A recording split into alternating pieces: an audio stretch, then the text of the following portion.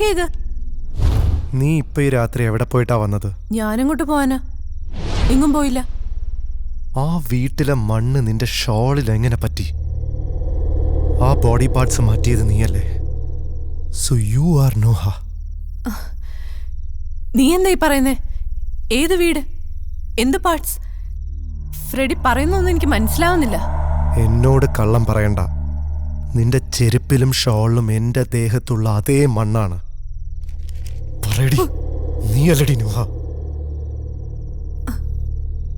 Please tell me why. പറയാം. Body parts അവിടുന്ന് മാറ്റിയത് ഞാനാ. പക്ഷെ നീ വിചാരിക്കുന്ന പോലെ നോഹ ഞാനല്ല.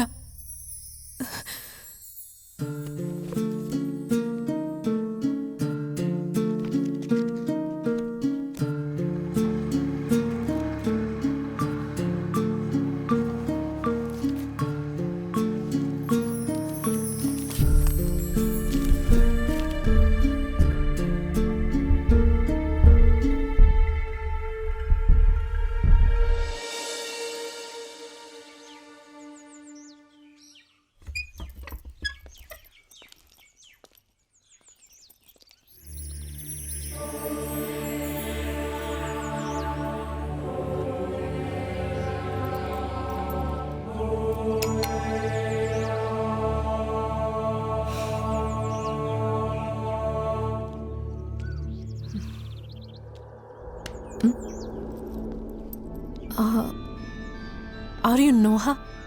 Yes. അകത്തേക്ക് വരൂ. ആദ്യം എന്നോടൊന്നും സംസാരിക്കാൻ കൂട്ടാക്കിയില്ലെങ്കിലും പിന്നീട് അയാൾ എന്നോടെല്ലാം തുറന്ന് സമ്മതിച്ചു.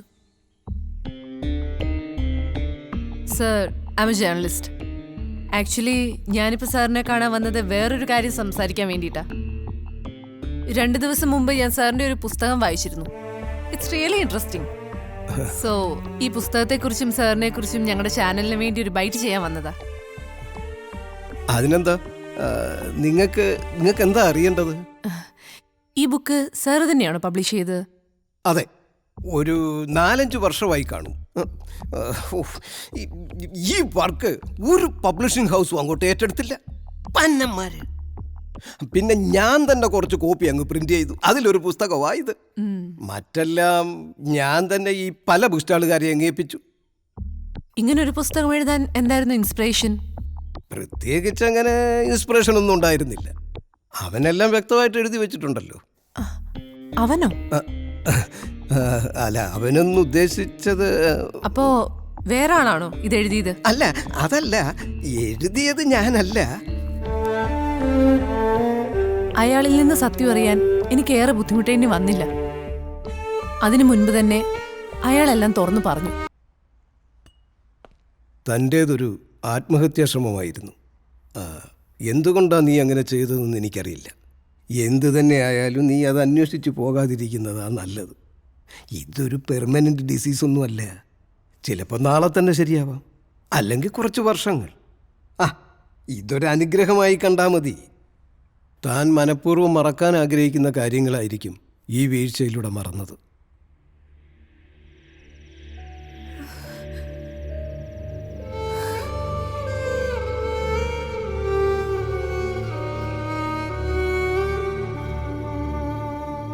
നീ എന്തായി പറയുന്നത്?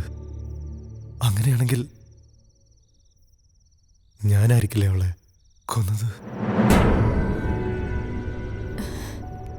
ടെൻഷൻ ആവണ്ട.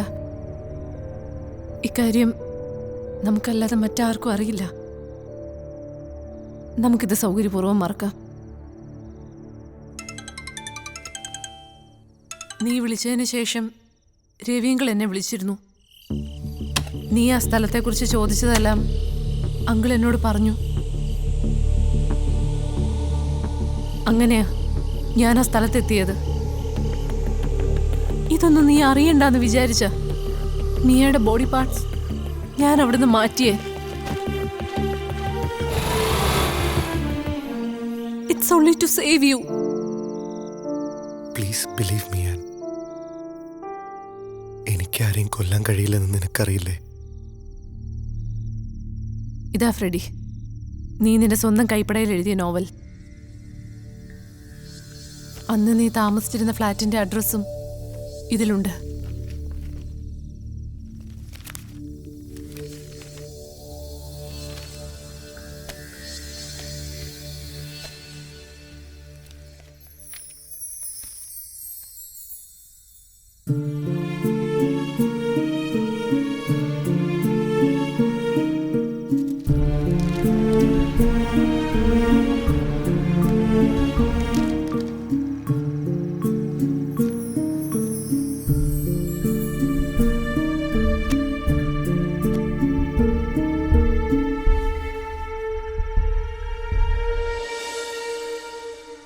ഈ പറഞ്ഞതൊക്കെ ശരിയാണെങ്കിൽ ഞാൻ ഇന്നലെ പോയ രവി അങ്കിളുടെ ഫ്ലാറ്റിലാണ് ഞാൻ പണ്ട് താമസിച്ചിരുന്നത്. അന്ന് അങ്കിൾ പറഞ്ഞത് എനിക്ക് ഓർമ്മയുണ്ട്. അവിടെ നിന്ന് ആരോ ചാടി മരിച്ചെന്ന്. അതാരായിരിക്കും? There has to be a key to unlock my forgotten past.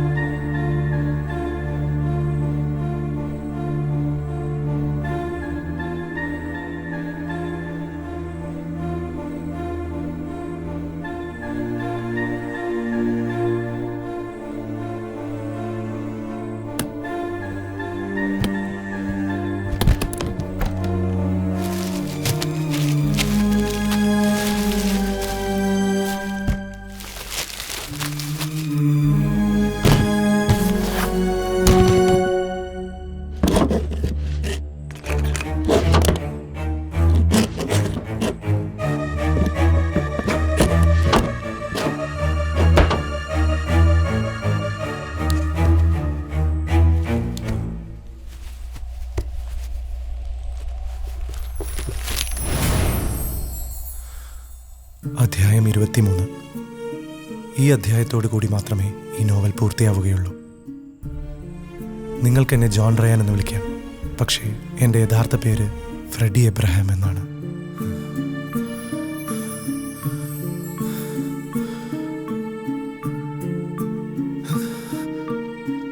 ഒരു നോവൽ എന്ന് പറയുമ്പോൾ അതിൽ യാഥാർത്ഥ്യവും സാങ്കല്പികതയും ഇടകലർന്നതായിരിക്കും. ഈ നോവലും ആ ഗണത്തിൽപ്പെടുത്താവുന്നതാണ്.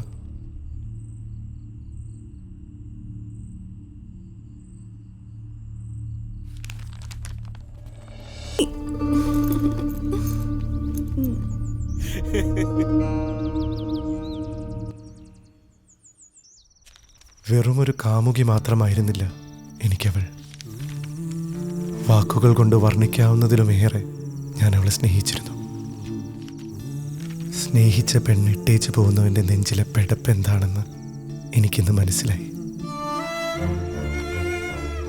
അവളോടുള്ള ദേഷ്യം എനിക്ക് ഏതെങ്കിലും രീതിയിൽ പുറത്തു കൊണ്ടുവരണം, അല്ലെങ്കിൽ ഞാനൊരു ഭ്രാന്തനായി പോകും.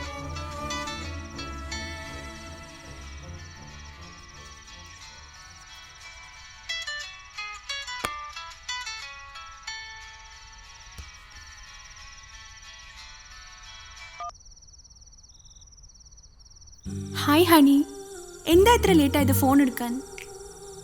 You know I really missed you. Hello, are you there?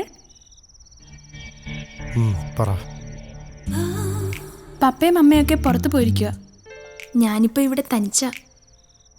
നിന്നെയും ആലോചിച്ചിരിക്കുക. സത്യം പറഞ്ഞാ നീ എന്റെ കൂടെ ഉള്ള പോലെ ഉണ്ട്. ഞാനും നിന്നെ പറ്റി തന്നെ ആലോചിക്കുന്നത്. എന്നെ പറ്റി ആലോചിച്ചിട്ട് I wish you are really here. പപ്പയും അമ്മയും വരാൻ ലേറ്റ് ആവോ? അതെ, ഒരുപാട് ലേറ്റ് ആവും. എന്താ ചോദിക്കാൻ? വെറുതെ ചോദിച്ചതാ. ഞാൻ പിന്നെ വിളിക്കാം.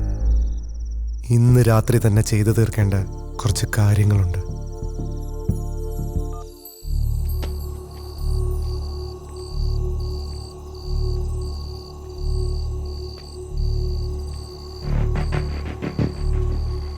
അന്ന് അവളുടെ കോളിന് ശേഷം ഞാൻ ഉറപ്പിച്ചു അവളെ കൊല്ലണമെന്ന്. അവളുടെ മരണവും അതിനുശേഷമുള്ള കാര്യങ്ങളും ഞാൻ മുൻകൂട്ടി എൻ്റെ നോവലിൽ എഴുതി. അങ്ങനെ എൻ്റെ നോവലിലെ ക്ലൈമാക്സ് ഞാൻ പൂർത്തിയാക്കി. ആ ക്ലൈമാക്സ് അന്ന് രാത്രി തന്നെ നടപ്പാക്കാൻ അപ്പോൾ തന്നെ ഞാൻ തീരുമാനിച്ചു.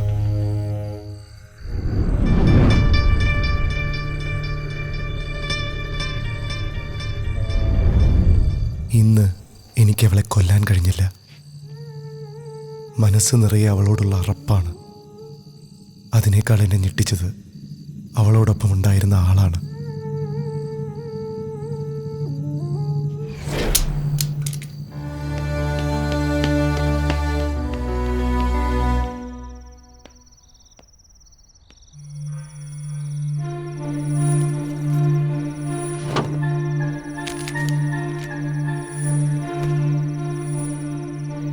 അധ്യായം 23.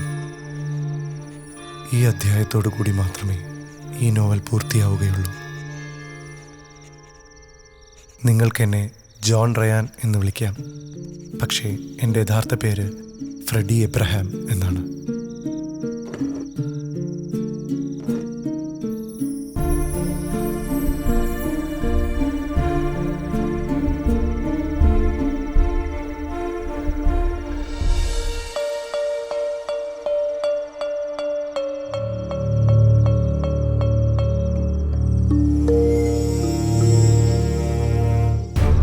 ഒരിക്കലും എനിക്ക് അവളെ കാണേണ്ടി വരില്ല. കാരണം ഞാൻ സ്വയം ജീവനൊടുക്കുകയാണ്.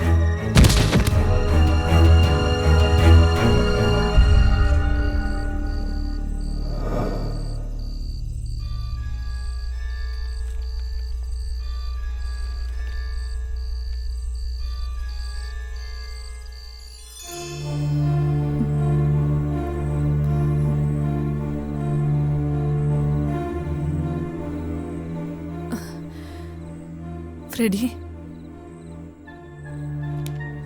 ഞാൻ ആരെയും കൊന്നിട്ടില്ല. നീ ഇത് വായിച്ചു നോക്ക്.